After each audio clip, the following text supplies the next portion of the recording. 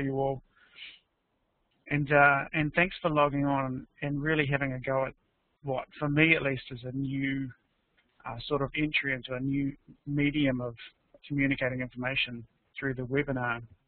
First time for me, so please bear with me. But I think the possibilities of this are great, and I hope this works really well.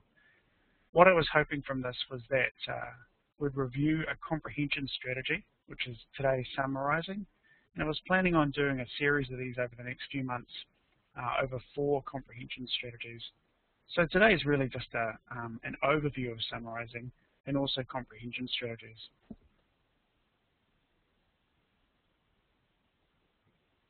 For a brief outline, this might be a little bit optimistic, but here was what I was hoping to get out of today. That you would leave with kind of an idea around the need for a focus on comprehension strategies, what summarising offers the reader, and strategies for developing learners' summarising skills. I think if we cover each of those, we'll be doing really, really well. You can ask questions at any time, and we'll endeavour to answer those. So, we're into it. This comment that's come up on screen here, the student says, I just really struggled to remember what I read. If I had a penny for every time I've heard this comment from a student who is a relatively good reader, at least they're a fluent decoder, yeah, I'd be a millionaire, I think. This is kind of one of the key, for me, red flags that pops up around literacy. And in the case of this student, this was a real student that I interviewed, and so this is what I followed it up with. I said, what strategies do you use? What reading strategies do you use? And the student said, I just read it. You know, so the student themselves had very little strategies to use, and really they're just immersed in the process of reading. And so what I wanted to talk about today was how to give these students some skills, or the skill of summarising, that they can apply to these texts.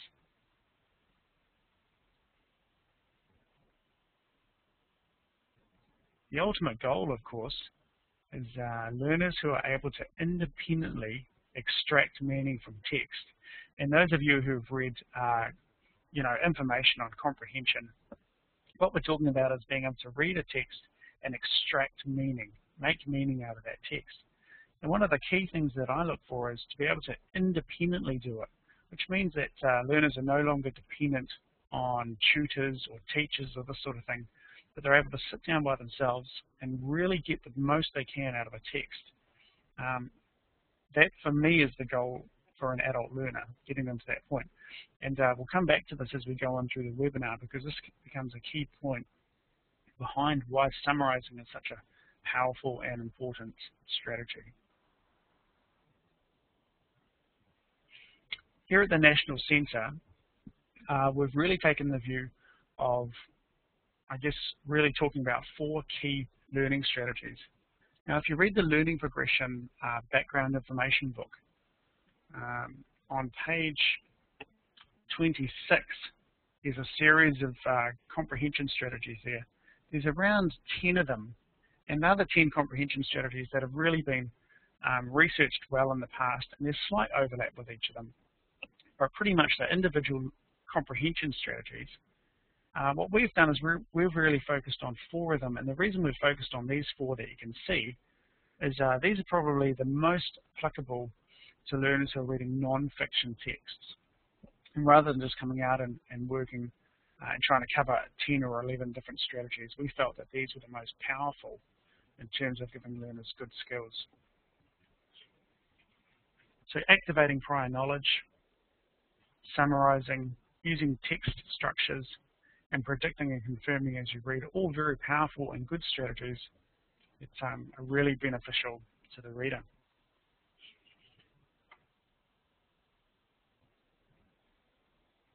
Okay, so here's where I want to convince you that comprehension strategies are worthwhile teaching your students. There's 3 main things I want to talk about. The first one is that skilled readers use comprehension strategies. Now, this often gets a little bit challenged by good readers, because often tutors, for example, will say, yeah, it may be, but when I read a novel, I'm not applying a whole lot of comprehension strategies to it. I just read it and enjoy the book.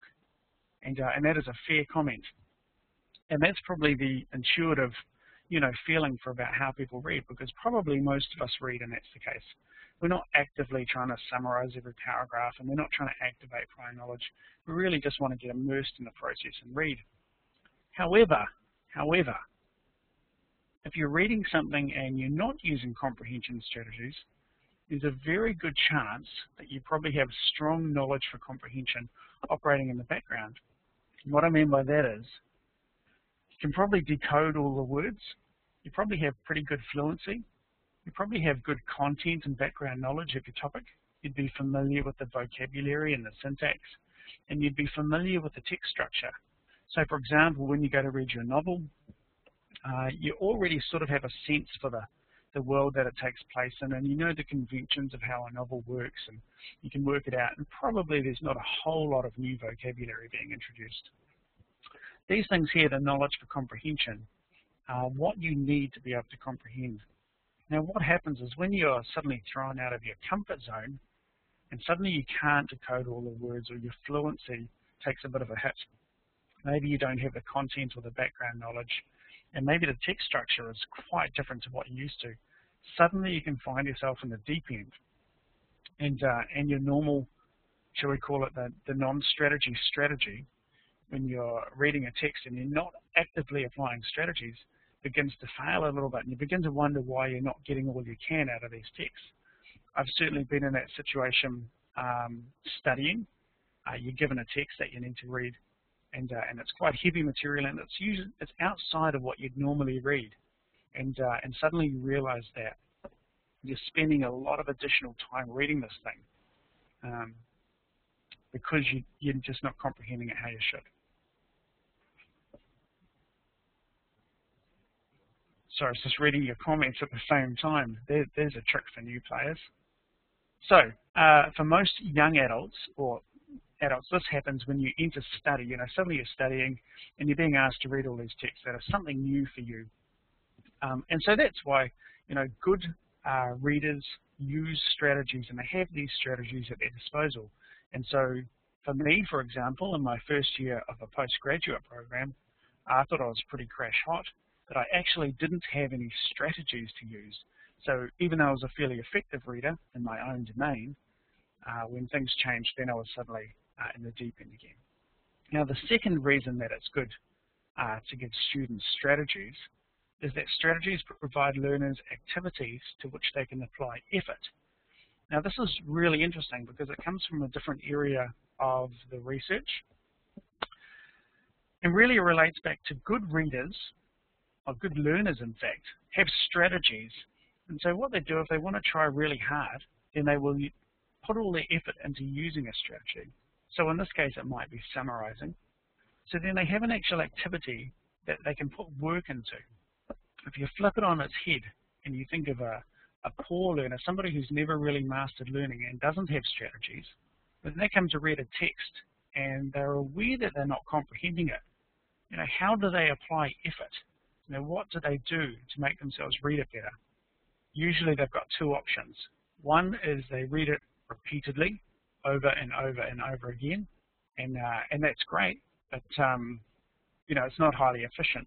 And the second thing is just, you just stare at the words harder, and you hope that somehow the meaning will just enter your head. I've done both of those, and you're in for a world of hurt with both of them. And so the idea here is that you provide learners with activities, and then when they want to apply effort to something, they can use those strategies and activities. Last thing, historically, it turns out that teachers and certainly tutors at our sector tend to test comprehension rather than teach comprehension. And so think of this scenario. Generally, if the teacher wants the student to read something and understand it, they might write some questions somewhere and apply, give that to the student while they're reading the text. What tends to happen then is the student will read the question and they'll seek out that information. So what's actually happening here is that you're not teaching comprehension, but you're testing comprehension, because the student has to already understand it to answer those questions. Second sort of downside of that is, whenever the tutor or the teacher is writing those questions, or whoever selects them, what they're doing is they're indicating to the student what are the important parts of that text to attend to.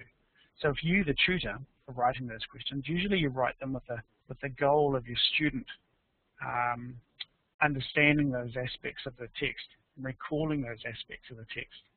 And so you've already said to the student, hey, these are what we think are the important parts of this particular text. Now that's really great at a lower level.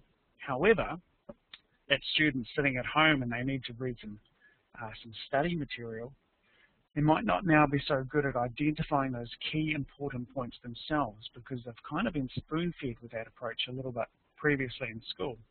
And so what we really want is students who can identify what the important things are in the text themselves and then have strategies to make sure they can retain and recall that information.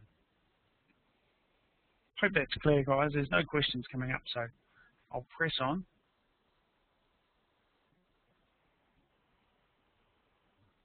Hey, so what is summarising? Most of us have a pretty good, clear idea of what summarising is, but it's funny, the more you immerse yourself in the research, the more difficult it gets. But basically, it's extracting the main points and repeating them in your own words. Block and Presley, connecting major themes into concise statements that capture the purpose of a reading for the reader. I think a good summary, this is my comment at the bottom here, a short statement that links the main points of a text into a coherent whole. The main thing here is that what we're doing is we're capturing the main points. And another thing that's coming through in the research is if you can get students to repeat them in their own words, then what they're doing is they're really integrating that into their own knowledge structures. So if you can get them to repeat it in their own words, that's really good. An interesting piece of research from a long time ago, actually it was the Brown and Day research that you can see on the screen. There's a reference list at the end of this, by the way, that you can look at these pieces of research if you like. But Brown and Day found that young children, when they were asked to summarize, tended to just pick out the main points and delete everything else. And then they just repeat these main points verbatim, or they just copy them out verbatim straight from the text. And then they did a different thing with postgraduate English students, I think it was. I forget the exact group, but a group really at the top of the learning game, I guess. And they didn't do that at all. They looked at the themes that were running through a text, and then they put those themes together rather than specific details. And so it turned out that at a lower level, you're asking people to delete irrelevant facts and just really look at the key facts. Whereas for a really sophisticated summarizer, they'll be looking at the main themes and then putting them into their own words. So, food for thought. Yeah, summarizing is basically deleting irrelevant and redundant details, combining similar ideas, condensing main ideas, and again with the Block and Presley comment, connecting major themes into concise statements to capture the purpose of a reading for the reader. This is what we've been using largely at the workshops. However, for you literacy gurus out there, I thought I'd just give you a little bit more. Macro rules are something that came out in the early 80s, and this was really based on different age groups summarizing. And these were some of the macro rules that came out. So there are 6 rules in total, and they're kind of clumped into sets. 1 and 2 go together, 3 and 4, and finally 5 and 6. So the macro rules 1 and 2 are around deleting unnecessary material, irrelevancies, and deleting redundancies. So an approach I've done is I've given out paragraphs to students in groups, and I've asked them with a highlighter to highlight all the information that's repeated. And so that can then be condensed into one concise statement. So it's not only deleting irrelevancies, but it's also redundancies. Rules 3 and 4 are around generalizing information. So for example, if you're reading a text and it says something around cats, dogs, fish, and guinea pigs, when you're putting it into your summary, you'd call those pets. and that's called a superordinate term. And so you use a larger term to refer to the whole. The next one there, integration, is the same thing, except you'd use it for verbs. So for example, if you're reading an IT booklet and it has a series of instructions on it, for example, open file, open save as, enter document name, and so on, you might just put it in, when you summarize it, save file. That's again a superordinate term. So generalizing and integrating different information just into short topics is another one of the rules. The final rules, I like these ones because they're easy. Number 5 is select a paragraph topic sentence. Now generally, if something is well written, usually the top sentence of a paragraph will give you a feel for what's in this paragraph. So a well-written paragraph will have a key sentence in it. And so for students, like particularly at steps 1, say 1 to 3, this is quite good, trying to work out which sentence in the paragraph contains the key information. And the last rule is if no topic exists, no topic sentence exists, invent your own, come up with your own. Now these rules are really going to form the basis of the activities that we're going to look at soon. And I see time's getting on, so I'll move it along. I wanted to show you this very quickly, again for the die-hard literacy people out there, and I'll just go through this very quickly. This is a model of information processing, how your brain processes any information, and it's unconscious. So you're doing this right now as you're listening to me. Here's what's happening. If you look at the input area, you're hearing my words, and at some point you're attending to them. And so you're paying attention to them consciously. Now, have you ever been reading a book in bed at night, and you might be getting a bit tired, and you know you have to read it, and you've read a couple of paragraphs, and suddenly you realize that you don't have a clue what you've just read. Actually, your mind has been elsewhere. Your eyes are still skimming over those words, but basically you've been somewhere else. Attention refers to what you're consciously attending to, not what your eyes are doing, but what you're actually thinking about. So, for example, you're reading a book, looking at this model, you're reading a book, the input would be your eyes are on the words are going into your brain, and you're attending to what you're reading. Discrimination describes selecting what's useful information and what's not, and dividing that up. Organizing is where you chunk the information into relevant areas, and then you store that in your memory, in your long-term memory. And then you can recall that information from your memory as output. Now, the thing that I love about summarizing, as well as it's just so easy to do, it's not only a comprehension strategy, but it also facilitates recalling or retaining and recalling information. So it's a really good learning tool. So this process usually happens unconsciously, but with summarizing it happens consciously. So I'll give you an example. If you're going to give some students a task, and their task is to read perhaps a page, and then you've asked them to write or to say a summary to each other at the end, they now have a task, so they're now attending to the relevant information. They know what they're doing, so they're thinking about what they're reading. Their mind isn't off wandering because they're task-orientated. Discrimination, they're now trying to think about those key points and what's not a key point. So they're discriminating between what's relevant and what's irrelevant. They're organizing information, so they're putting it into major categories. They're chunking it using those superordinate terms. And this will help it be facilitated better in the memory. So memory, a good memory is one that's organized well, so they'll be organizing this information well. And that means when they want to recall this information, the information that they summarized will be easier to recall because it'll be organized correctly in the memory.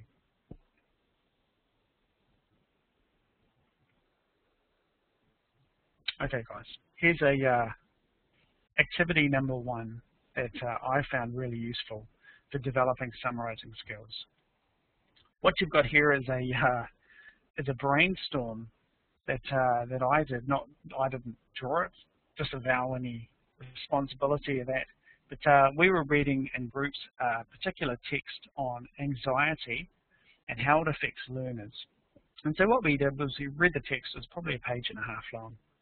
And then we, at the end of it, we put the text down, and together, there were 3 of us, we did this quick brainstorm on what we thought were the main points.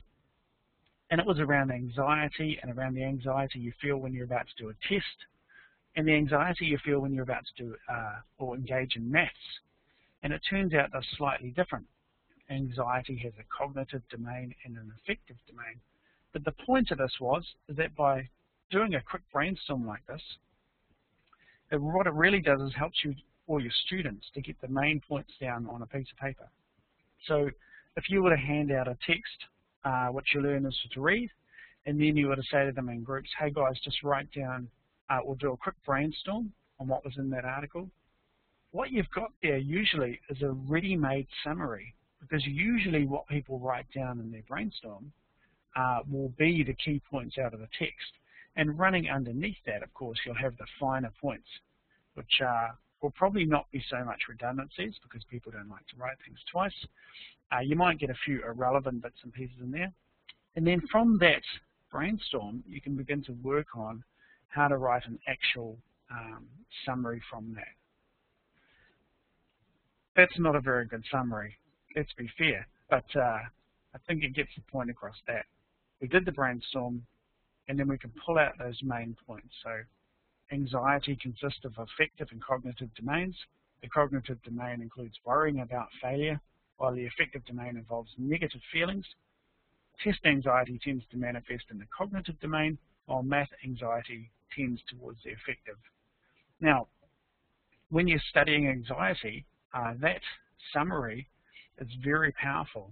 It's easy to remember, and what it does is it organizes information in your brain really nicely, so you can link new things onto it. And it's a really fast activity. We sat down at the end of it, we did the brainstorm, and then we put together a quick summary. And it's been highly effective for recalling information.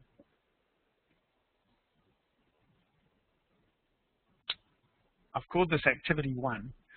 The reason I've called it Activity 1 because this is an activity that's come straight out of the Read to Understand workbook. And you can certainly look through the Read to Understand book, and there's activities in there specifically for summarizing. And also in the Speaking and Listening book, there's activities for summarizing in there, which are really good. You have to adapt them a little bit, but this one has largely come straight from the book. So in that sense, it's there. It's a ready-made resource for you, and it's also worked very well. My outcome for this lesson, this is the lesson I've run. Learners are able to distinguish the main ideas in the text and verbally summarize the text. So we're just looking at summarizing the text, and this would be for your lower-leveled learners. Describe to the group what summarizing is. Now this is interesting. If you've ever tried to do this, you can tie yourself in knots a little bit. So have a really good thought about what summarizing is. Or, number 2 there, you ask the students, what do you think summarizing is? And when was the last time you summarized something, and when would you? And good points that have come up, people go and see movies all the time or watch TV, and they sit around a cup of coffee or whatever it is, and they tell each other information about what's happened. And usually those are small summaries of what's actually happened. So learners and adults, all of us, are engaging in summaries all the time. And so often it's good to have a discussion about that. When would you summarize, and why do you summarize? And of course you summarize because you don't have time to put all the information through, so you're automatically picking out the key parts of a plot of a movie or whatever it is. Maybe a bit of drama went on with your friends, You're always summarizing. So getting learners to realize that they are actually expert summarizers anyway, and all they're going to do is they're going to apply that skill to content that's coming through. Now, number 3 there, I've got you can introduce a text frame. Text frame's really, really simple, actually. I'll just slip to the next slide, and I'll come back again. I found in some of my classes that there was a hesitancy for learners to summarize things, and the text frame worked quite well. And so I would give this out to groups. I wouldn't ask them to write.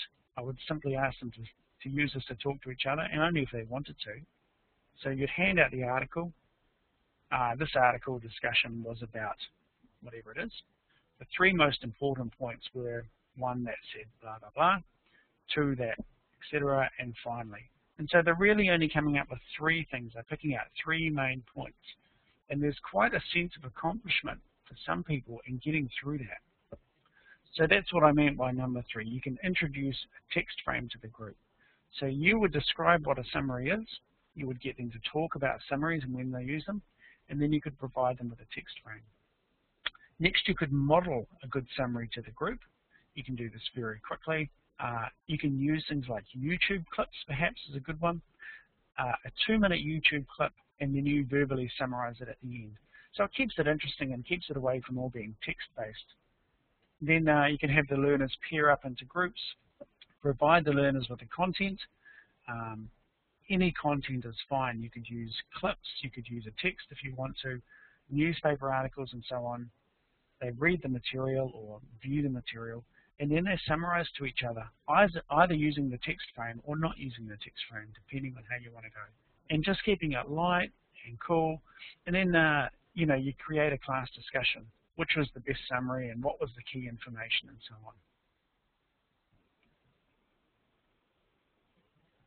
I'll just keep clicking through this. Very quickly, I thought if you're interested in looking at the text frames further, you can use text frames for summarizing that are specific to the type of text. So I'll just put this one in here as an example. If your paragraph that you want your learners to summarize has a compare and contrast format, then you can use specific text frames around that. Here's one that is specifically for compare and contrast. And I think I've got an example. Yeah. So this article is comparing something with something. They both have whatever it is in common. However, they're different due to whatever the differences are and the author believes. And so that's just a quick text type that conforms to a compare and contrast styled paragraph. And you can get a whole variety of those for arguments, for all sorts of things. A really good book, and I've put it in the reference list at the end, is Sue Dimmick and Tom Nicholson's Text Types or Text Structures book, I think it's called. That's very good. Otherwise, you can also Google search it, and there's millions of things out there. So if you wanted to take the text frame thing further, there's a good way to do it. Okay, activity number 2. This would be you want to progress them more. You want the learners to be able to match a summary to a corresponding paragraph. Lesson 1 would be you'd hand out a text and have learners read it. And then what you've done is you've actually pre-prepared sentences, summarizing sentences for each paragraph of the text. And what you do is you hand out these cards with the sentences on them and the text, and they have to line up the sentence with the text. And you do it in groups. It's good fun. And then you ask the groups to go around and look at what each other did and have a huge discussion about it. I have had huge success with that activity. It's been really, really good. And that would be lesson 1 on that activity. And then I follow it up with this one, where you're really asking learners to do the same thing. So learners will be able to generate summaries for paragraphs, and learners will be able to match summaries for paragraphs. So you hand out the text, and this time you're asking them to write a sentence for each paragraph. And so they do that in groups, and then you might select a group and you say, hey, come and write one of your sentences on the board. Somebody comes up and writes it on the board. And the other groups have to work out which paragraph it aligns with best and have a discussion. You just take turns doing that. And usually it generates really good conversation, and you can get a lot of information on how to write a specific sentence. And then, of course, you can move this over into wider text and that sort of thing. Guys, I see that we're at 1 minute to 1, so just going to do a quick summary of the information. Hey, and remember, please ask any questions at any time here. We're coming to the end, so if you did have any questions, now would be a great time to do that.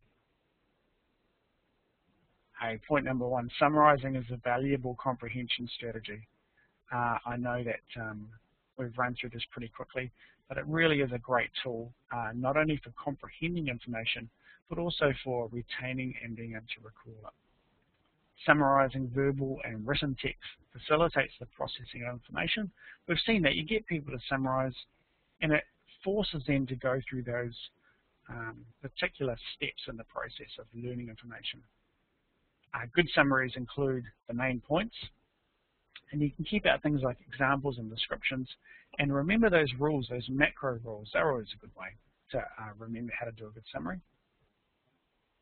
Develop learner skills by modelling, so you're modelling them, you're scaffolding them by going through those activities, asking them to discuss when they use summarising, and then asking them to verbally summarise and perhaps finally writing a good summary. And for making sure that you've got lots of dialogue between learners so they can learn off each other and discuss why something is a good summary and why it is not. Now would be a brilliant time. If you had any questions, now would be a great time. Here are the references.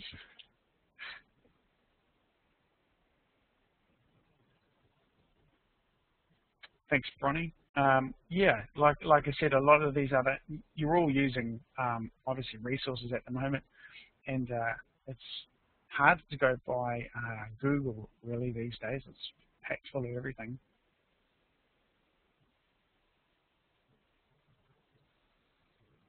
You can see the Sue, Dimmick, and Nicholson books second from the bottom there. That really is good, and you can get that from most libraries. Yeah, all good stuff. I certainly recommend anything by Presley. Usually it's child orientated, but the rules can come over quite well to the adult sector. All right, guys, it's 1:02, and you need to get back to work, and so do I. So I certainly hope you enjoyed this. I hope it was useful. I'd love any feedback on ways to improve this. So please feel free to provide feedback, and we're going to run another one of these, probably on text structures or activating prior knowledge in the near future. And thanks for tuning in and having this. I've really appreciated it, and I will talk to you later on. I'll still be online for the next little while, so if you have any other questions, please feel free to put them down. But otherwise, have a great afternoon, and I'll talk to you later. Bye-bye.